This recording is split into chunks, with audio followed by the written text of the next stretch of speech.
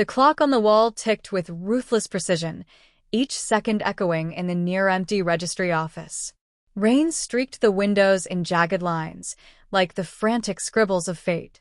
Inside, the air smelled faintly of polish and old paper, an odd mix of bureaucratic sterility and something heavier, almost electric, as if the universe itself was holding its breath. Tom Harris had never imagined his Tuesday morning would end like this. Single dad, part-time mechanic, full-time survivor. He had come to the city hall only to renew his vehicle registration, clutching a folder stuffed with forms and a pen chewed to its nub. That was it. Ordinary, predictable, mundane. And yet, here he was, face to face with a scene that made his jaw lock in disbelief. "Marry me." The words dropped like a thunderclap.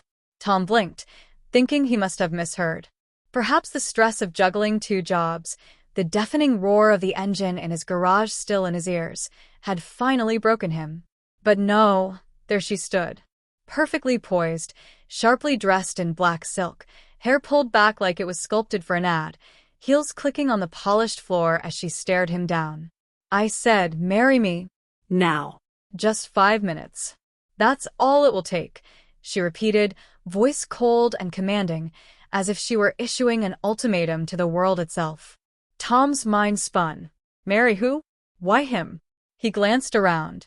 The office was nearly empty, save for a bored clerk tapping on her keyboard and a single elderly couple lingering near the exit. No one else was involved.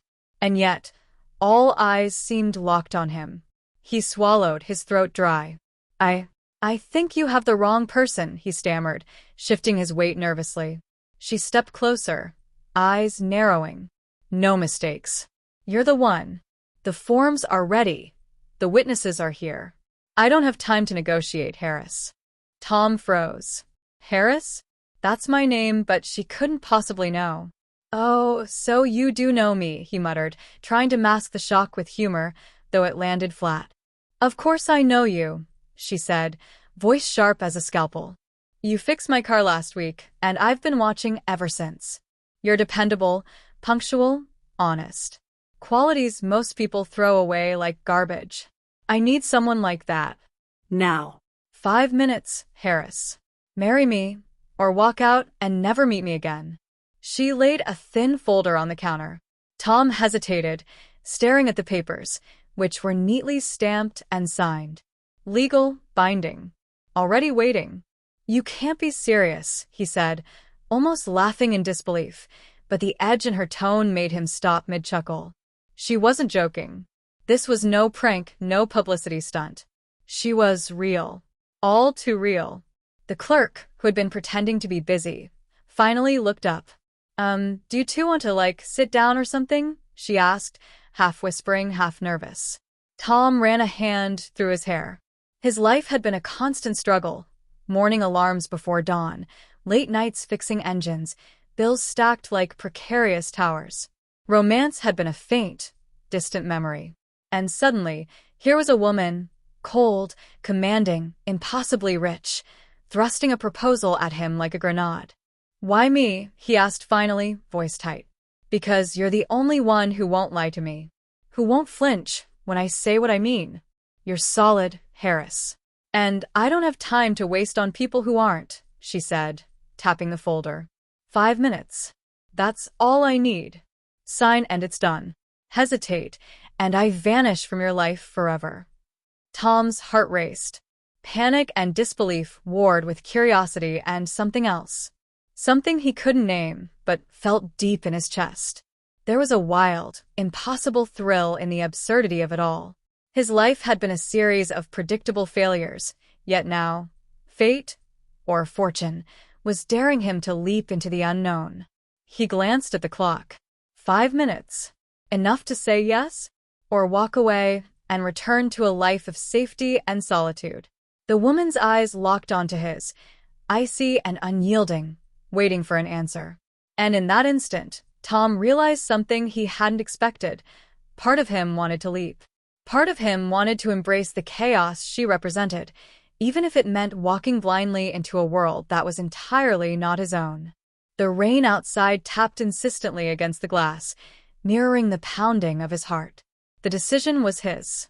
5 minutes. One signature. One choice that could unravel the ordinariness of his life forever. Tom swallowed. Took a deep breath. And then, Tom's hand hovered over the pen, trembling like a leaf caught in a storm. He had never imagined that a single decision could feel like this, like standing at the edge of a cliff, wind tearing at his clothes, the world holding its breath below. The registry office felt impossibly small and suffocating, yet outside, the city's rain-washed streets pulsed with life he had never noticed. 5 minutes, Harris, she said again, her voice a whip-crack of urgency. Tick-tock. Tick-tock. Tom's eyes flicked to the folder. The papers gleamed under the fluorescent lights, their clean lines promising something he couldn't yet understand.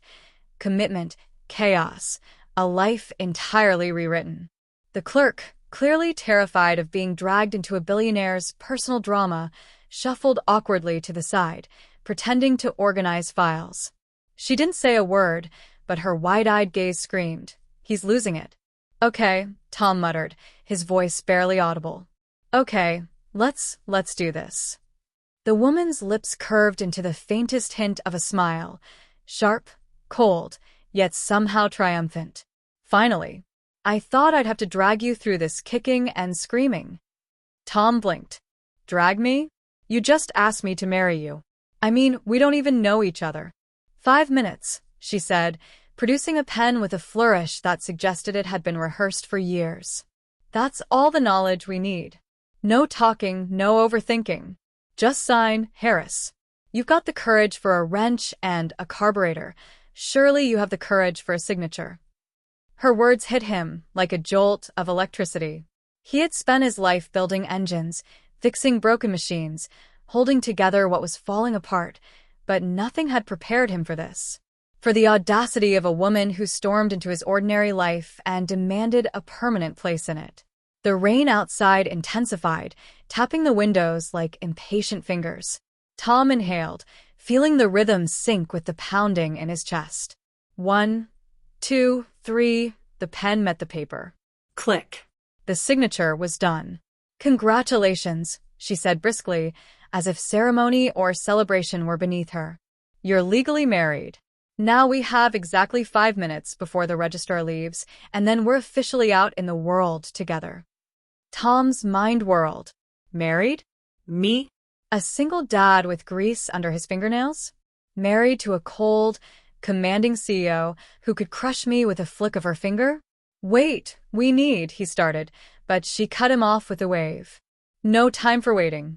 You'll understand soon enough." Before Tom could ask what soon enough meant, she strode to the door, heels clicking like a countdown. He followed, instinctively, his body moving before his mind caught up. Outside, the rain had turned the streets into glistening mirrors, reflecting neon signs and wet asphalt in chaotic brilliance. "Do you know what happens now?" he asked, voice barely audible over the storm. "You'll learn," she said, her eyes locked on the horizon. "I've booked us a car. A driver. We leave in 5 minutes. And you," she turned, fixing him with a stare that could cut steel. "You'll adapt. You always do." Tom stared at her, dumbfounded. Adapt? He could barely adapt to a Saturday with his daughter, let alone a sudden, whirlwind marriage to a woman whose very existence seemed scripted for another universe. The car arrived, sleek and black, gliding to a halt with a whisper. A chauffeur stepped out, opening the door without a word, eyes darting nervously between them. The woman slid inside, motioning for Tom to follow. Once inside, the warmth of the leather seats and the quiet hum of the engine hit him like a shock. He sank back, trying to process. "So, where exactly are we going?" "To my world," she replied simply. "You'll see." Tom swallowed, gripping the seat as the car merged into traffic. His life, the life of garages, oil stains, homework help, and late-night dinners, was slipping behind him. Ahead lay a skyscraper of glass and steel, a world he didn't belong to, yet somehow had been forcibly invited into. For a long moment neither spoke. The rain smeared the city into abstract colors, neon lights painting fleeting patterns on the window. Tom's mind raced with questions, doubts, and a wild, impossible hope that this wasn't a dream. Finally, he broke the silence. "Look, I don't even know your name," he said, voice shaking. She turned, a flicker of amusement crossing her face. "You'll learn soon enough. But right now, just remember this. In 5 minutes, you signed a life-changing contract. I don't do things halfway. And neither should you." The car shot through the rain-soaked streets, swift and silent, as if it, too, understood the gravity of the moment. Tom watched the city blur past, feeling both terrified and exhilarated. His daughter's face flashed in his mind. How would he explain this?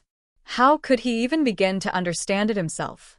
And yet, in the storm outside, in the sudden cold thrill of a life turned upside down, Tom realized something. Perhaps the world had been waiting for someone ordinary, dependable, and stubbornly human to collide with a force like her. Perhaps, just perhaps, he was ready for the chaos.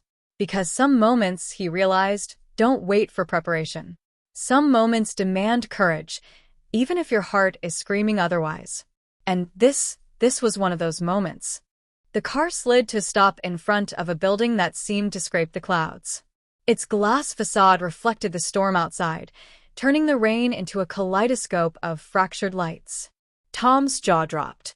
He had worked in garages, walked streets drenched in oil and asphalt, and fought life with nothing but grit. But this was a palace of steel, glass, and unimaginable wealth. She didn't wait for him to comment. "Move," she said sharply, stepping out with the grace of someone born to command attention. "Follow." Tom hesitated, glancing back at the wet streets as if seeking an escape. But he knew there was none. He swallowed, tightened his grip on his jacket, and followed. Each step toward the entrance felt heavier than the last. He wasn't just entering a building. He was crossing a line into a world where ordinary men like him didn't belong. The lobby swallowed him. High ceilings, marble floors, and golden accents gleamed under crystal chandeliers. A receptionist, perfectly composed, barely blinked at the sight of them. Tom felt like a character who had wandered into a film set, entirely unprepared for the role thrust upon him. She led him past security checkpoints, nodding to staff who moved with robotic efficiency. "You're married," she said casually. "People will accept you. Just don't get in my way." Tom's heart raced. Married. Her tone made it feel like a fact of science, rather than a life-altering choice. And yet, the reality sank in slowly, in a cold wave. His ordinary life, the one he thought was complicated enough, had just collided with a world of power, influence, and rules he didn't understand. "You live like this?" he asked, gesturing vaguely at the opulent surroundings. She glanced at him, eyebrow raised. "I work like this. Life is simpler when you run the machine instead of answering to it. But you're different. Chaos follows you, Harris. I saw it in the garage. I liked it." Tom flushed. "Chaos. I fix things," he muttered, feeling both defensive and strangely proud. "That's my life. Fixing things, keeping things running, making sure people." He stopped. He didn't know how to explain the quiet dignity of his ordinary world to someone who could bend millions to her will with a single word. She studied him for a long moment, her gaze piercing. Then, unexpectedly, she smiled, a real, fleeting smile that softened her icy exterior. "Perhaps you'll teach me that someday." Before he could respond, she pressed a button on a sleek panel by the wall. An elevator door slid open with a whisper. "Up. Office." 5 minutes of introductions, then decisions start. "You're married, Harris. No excuses. Adapt or be crushed." The ride was silent except for the soft hum of the elevator. Tom stared at the mirrored walls, watching the reflection of the two of them. He looked like a man out of place, grimy jacket, calloused hands, eyes wide with disbelief. She looked like someone untouched by reality, composed, commanding, untouchable. "Why me?" he asked finally, unable to hold it in. "Why drag me into this whirlwind?" "Because you're real," she said simply. "Because you won't flinch, won't lie, won't compromise your core. Everyone else is pliable. You are not. And I don't have time to wait for people to grow into that. You either are or you're not. 5 minutes. You signed. Now prove it. The elevator doors opened to a panorama of the city, the office perched high above everything, glass walls revealing the storm-slick streets below. Tom felt vertigo, both literal and metaphorical. This world was dizzying, dangerous, intoxicating, and he had just been thrown headfirst into it. She led him to a sleek conference room where a long table gleamed under harsh lights. Chairs waited like silent sentinels. Sit, she commanded. People will arrive. You'll meet them. Smile, nod, survive. Survive. Tom chuckled nervously. The word fit perfectly. For a man who had battled poverty, late nights, and broken machinery, survival was second nature. But survival here in this high-stakes, cutthroat empire? That would require more than grit. Minutes later, assistants in tailored suits began filing in, exchanging brief nods and murmurs. Tom's pulse spiked. These were her people, the gears of her empire, and now he of grease-stained hands and a haphazard life, was expected to exist among them without breaking. He caught her eyes across the table. She gave him the faintest nod, a silent acknowledgement of the chaos they had both created. And in that nod, Tom realized something terrifying and exhilarating. She trusted him. Not with her empire, not with her wealth, not even entirely with her heart, but she trusted him enough to drag him into this storm and expect him to survive. Tom took a deep breath, feeling the weight of the moment press down like a piston. Chaos had followed him his whole life. Now it had a name, a face, and it had just pulled him into a world where ordinary men weren't supposed to belong. And for the first time in his life, Tom Harris didn't want to walk away. Because perhaps, just perhaps, this chaos, this impossible whirlwind, was exactly where he was meant to be. The office was a hive of quiet urgency. Phones rang with muted precision, keyboards clicked in rhythmic harmony, and assistants moved through the space like shadows. Tom Harris had never seen anything like it. In the garage, chaos had a smell, oil, metal, sweat, but here, chaos had a shape, sleek, controlled, terrifyingly efficient. He followed her through the corridors, his shoes clicking awkwardly on marble floors, feeling more exposed with every step. Everyone stared, though they quickly turned away when they realized who she was.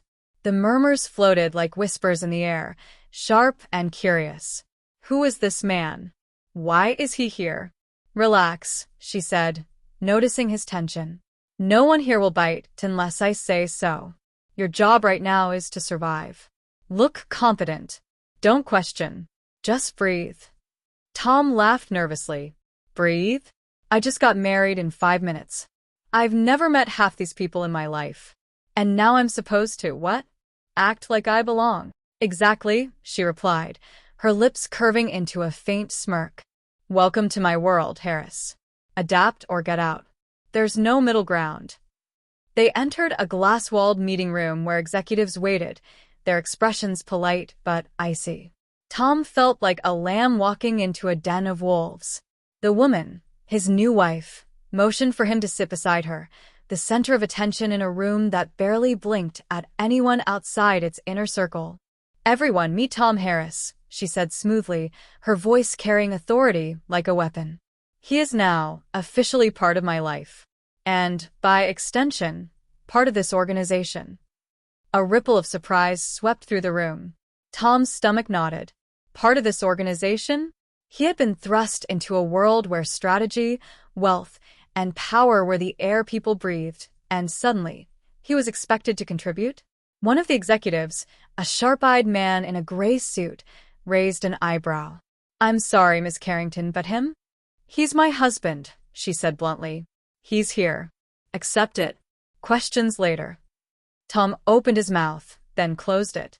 He could feel the judgment slicing through the room like icy wind. But he forced himself to sit straighter, trying to look confident. For a man used to fixing cars and negotiating with stubborn engines, confidence was sometimes a matter of survival.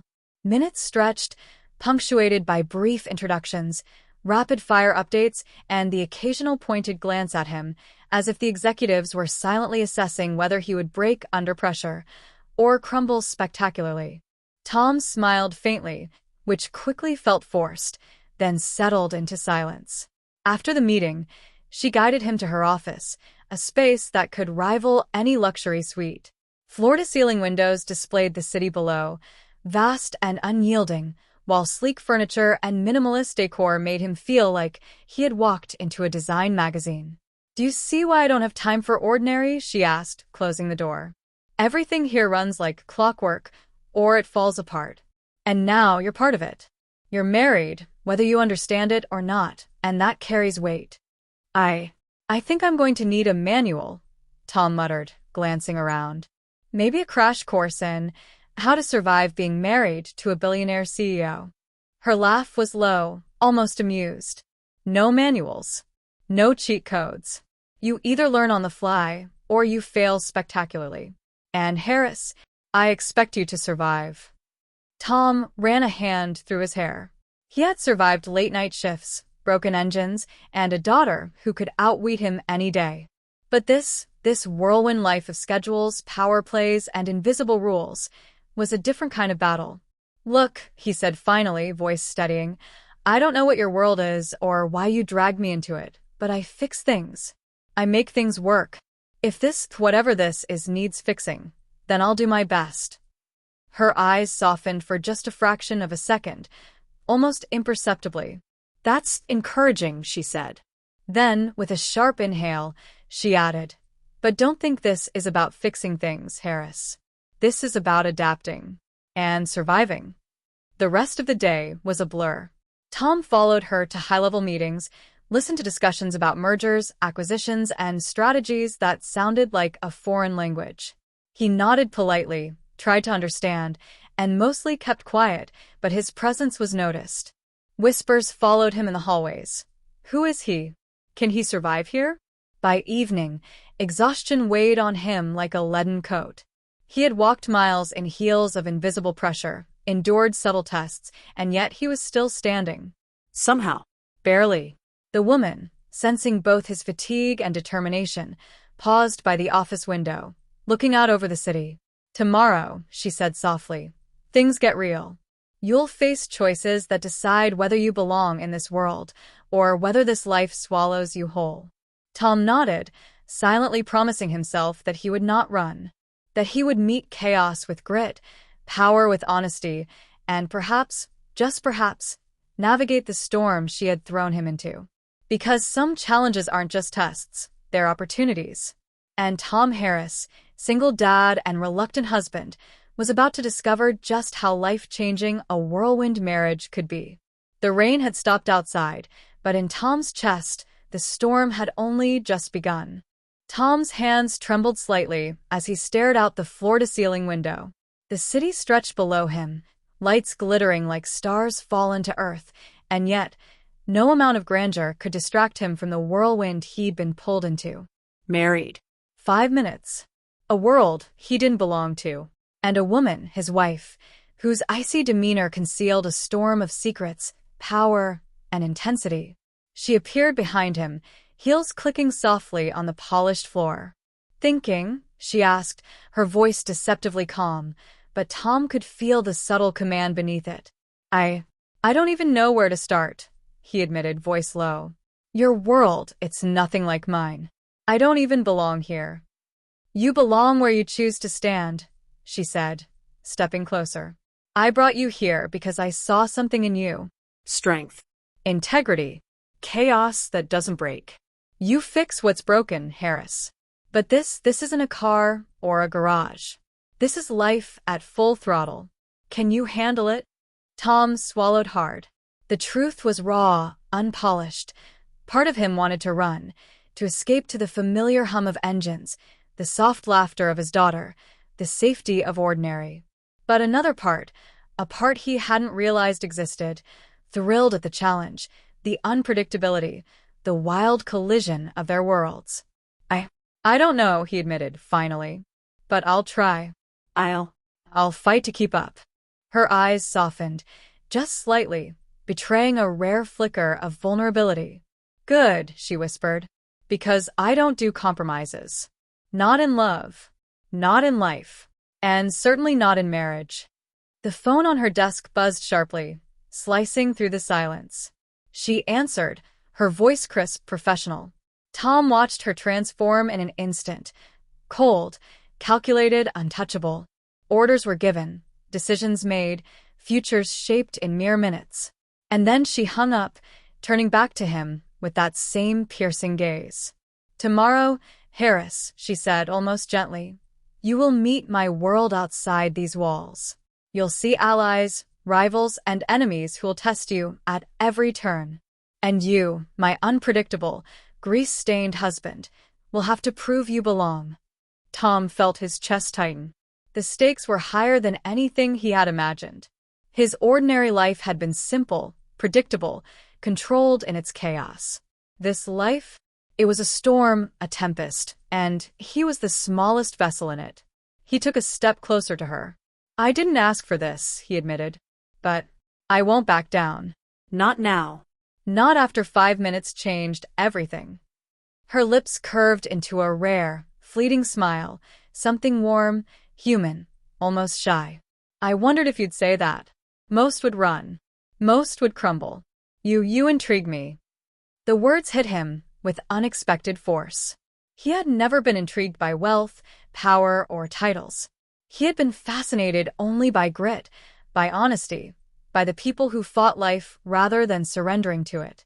And now, here she was, a force of nature wrapped in silk and steel, and he couldn't look away. Suddenly, her expression shifted.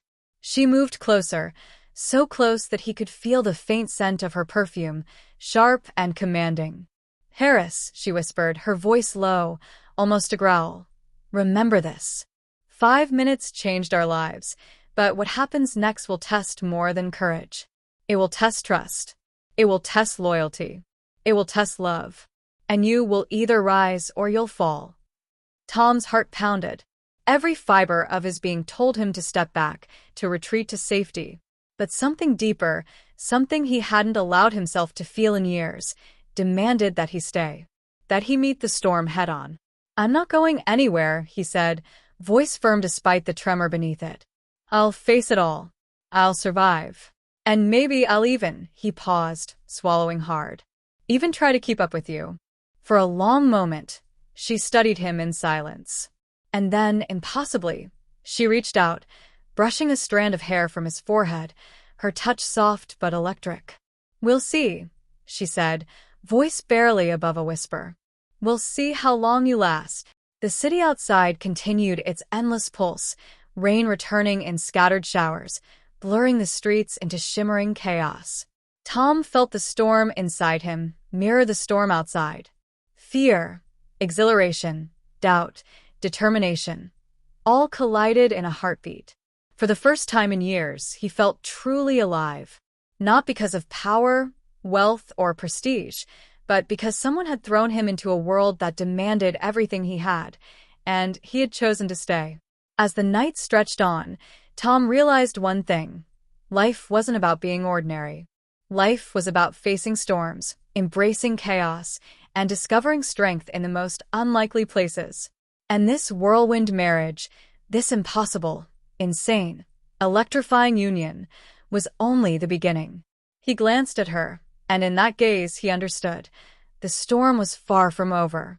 But for the first time in his life, he wasn't afraid. Because some moments don't just change your life, they ignite it.